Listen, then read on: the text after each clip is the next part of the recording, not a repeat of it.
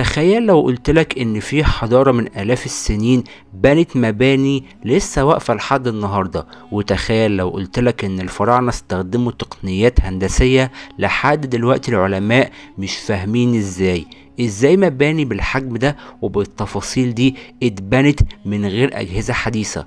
طب ليه في معابد معمولة كأنها بتتكلم مع الشمس؟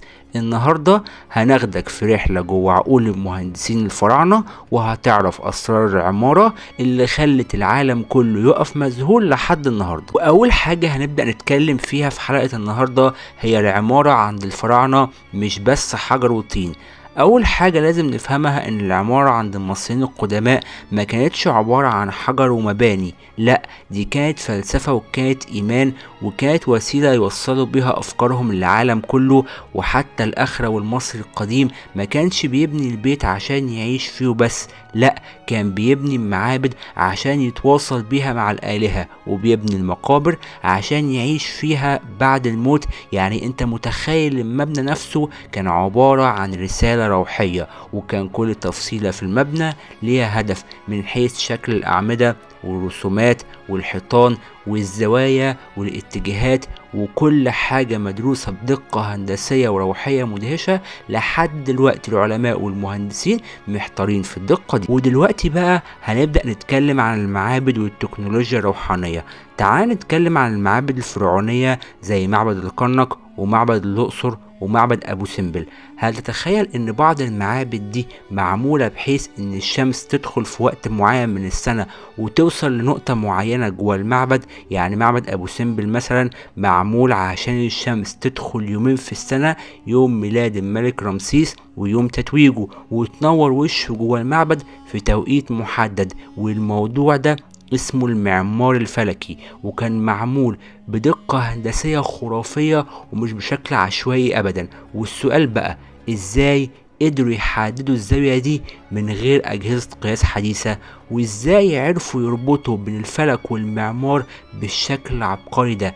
وده اللي يخلينا نقول ان المعماري الفرعوني كان عالم فلك ومهندس وفيلسوف في نفس الوقت. ودلوقتي بقى هنتكلم في نقطة مهمة جدا وعايزكم تركزوا معايا فيها، وهي الأهرامات معجزة بدون أدوات.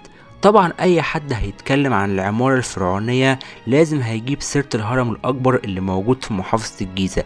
المبنى ده لحد دلوقتي العلماء مش قادرين يفسروا كل تفصيلة فيه، واتبنى من عدد 2,300,000 حجر، وزن الواحد فيهم بيوصل ل2 طن، وكل حجر محطوط بدقة كأن في ليزر بيقيس الزوايا دي. وارتفاعه الأصلي 146 متر، ودلوقتي بسبب العوامل الجوية وعوامل التعرية اللي بتكون موجودة في الصحراء وصل ل 138 متر.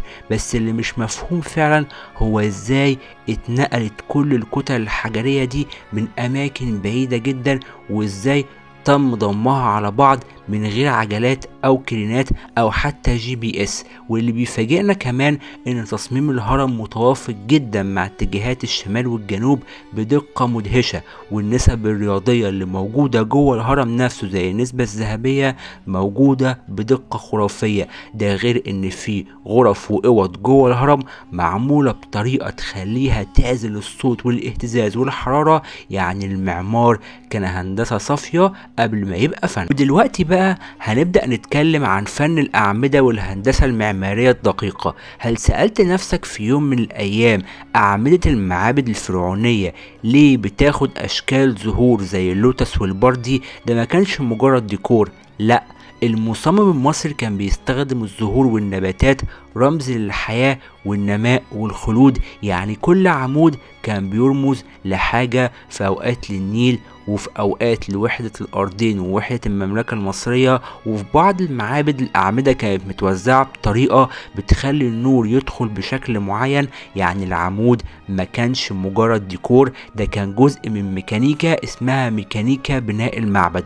والرسومات دي مش مجرد حكايات توثيق، لأ دي دروس دينية وتقويم زمني كامل مرسوم على حيطان المعابد. ودلوقتي بقى هنبدأ نتكلم في نقطة برضو مهمة جدا، وهي العمارة السكنية والمجتمعية. مش بس المعابد والمقابر، كمان البيوت والمباني الإدارية. والبيوت كانت مبنية بنوع من الطوب اسمه الطوب اللبن، وبتتصمم عشان تحمي من حرارة الصيف وبرد الشتاء. والشوارع كانت متقسمة وفيها نظم صرف مائي بسيط. والقصور المائية زي القصر اللي موجود في منطقة تل العمارنة كانت معمولة بخطط هندسية شبه حديثة. وفي شواهد على وجود مباني متعددة الأدوار، يعني فيها أكتر من طابق. وده ملوش غير معنى واحد، إنهم مش بس كانوا بيبنوا معابد عظيمة، لأ دول كانوا بيبنوا مجتمع متكامل معماريا وهندسيا وفنيا. ودلوقتي بقى هنتكلم عن التكنولوجيا والمعرفة الهندسية عند الفراعنة. العمارة دي ما كانتش هتحصل من غير علم. الفراعنة كان عندهم أدوات قياس ومساطر وميزان مية وخيوط عشان يقدروا من خلالها يظبطوا الاستقامة. وبيستخدموا المواد بذكاء شديد جدا، زي مثلا الجرانيت من أسوان، والحجر الجيري من طرة، والألوان من معادن نادرة. وكانوا بيستخدموا مواد زي الجبس والكالس في التثبيت، والدهانات مش بس عشان يجملوا الحيطان، لا عشان يستخدموها لعزل الحرارة والرطوبة. يعني كان فيه هندسة مواد بالمعنى الحرفي. ودلوقتي هنبدأ نتكلم عن العمارة كوسيلة اتصال مع الآلهة والكون. العمارة عند الفراعنة ما كانتش بس للمظهر، لا، كل مبنى بيحمل رسالة روحية فلكية. اتجاه المعبد له معنى، وطول العمود له معنى، وحتى عدد درجات السلم اللي تطلع بيها جوه المعبد دي كمان لها معنى. وكان في رابط دايم بين السماء والأرض وبين العقيدة والهندسة.